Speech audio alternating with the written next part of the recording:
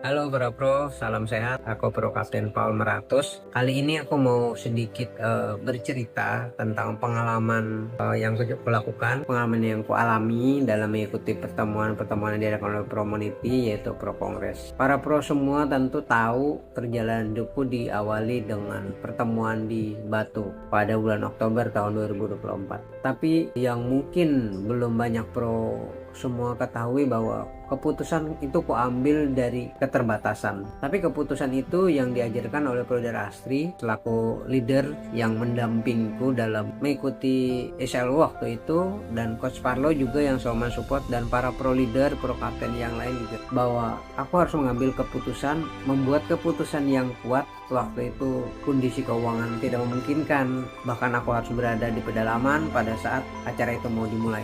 Tapi bersyukurnya bahwa bukan pertemuannya yang mengubah hidupku, tapi vibrasi dari pertemuan itu. Para pro leader, pro kapten, termasuk Coach Parlo itu mentransfer vibrasi yang benar-benar kuat. Dari vibrasi itu aku akhirnya mengambil keputusan yang benar-benar aku harus bisa, aku harus berangkat, dan aku yakin aku bisa ketemu para pro leader, pro kapten waktu itu di Batu sama Coach Parlo. Dan aku membayangkan aku bisa ngobrol dengan, aku sudah ngobrol dengan mereka, bukan lagi aku akan, tapi aku sudah ngobrol dengan mereka. Ya bagaimana aku datang, bagaimana aku disambut, bagaimana aku bahkan aku dijemput oleh Pro Kapten Marzuki di Surabaya, dan itu memang di luar skenario yang aku lakukan, tapi ternyata itu adalah rencana Tuhan, itu adalah jalan Tuhan. Bagaimana aku bisa sampai di Batu dan itu dilancarkan, nggak akhirnya itu juga titik awal aku bisa berada di Tangerang pada saat ini. Dan tentu para pro semua, termasuk pro yang baru, silahkan membuat keputusan, bukan melakukan tapi membuat keputusan yang benar-benar kuat. Konsultasi kepada pro leader atau pro kapten, bisa bertanya di grup, dan